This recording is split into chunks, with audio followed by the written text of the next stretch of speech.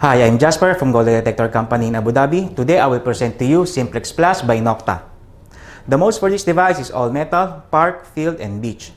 The technology for this device is VLF. It means very low frequency. The depth for this device is 1 meter depth underground. This device can detect all kinds of metals. The device has 2 years warranty and made in Turkey. Now guys, I'm going to show you the parts and accessories and how to work with this Simplex Plus device. Now, we have here the main unit, this one, as you can see. Okay, it has a speaker here and the flashlight, a LED flashlight, armrest and the strap, and this is the shaft, lower shaft and upper shaft, and then this is the coil. Okay, now here we have here the wireless headphone from Nokta. We have here the cable for charger, USB cable for charger, for charging. This one also is USB cable for charging the wireless. And we have here the free cup for Simplex Plus.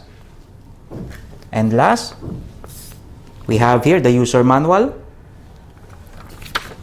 and the warranty certificate. Now I'm going to show you the screen for the Simplex Plus. First, we have to turn it on here, pressing this button. Just hold. Simplex Plus. And here, all the screen you can see. Here is all the modes. And on the top is the target ID. Okay, sensitivity and the depth. The battery there.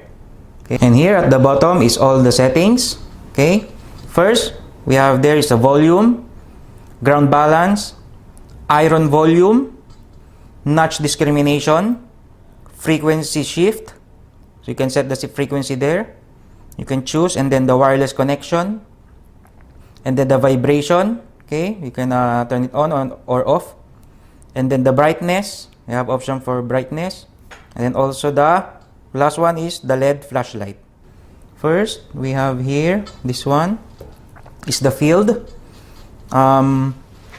This is designed for field and clean sites. Okay, the modes for field. And this one is Park 1 and Park 2. Okay, this Park 1 and Park 2 have different kinds of tones, and also designed for Park that has a lot of trashy sites. Okay, it's a trashy sites that you searching. You have to choose this. Okay.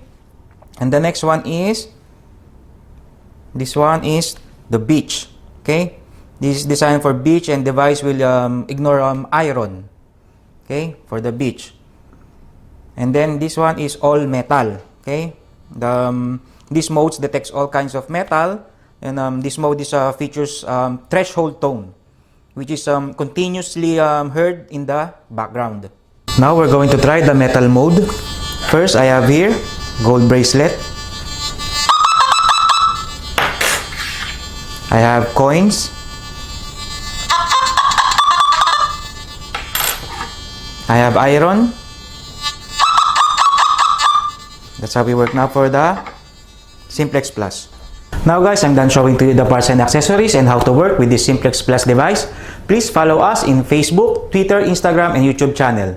By the way, I'm Jasper from Gold Detector Company in Abu Dhabi. Thank you.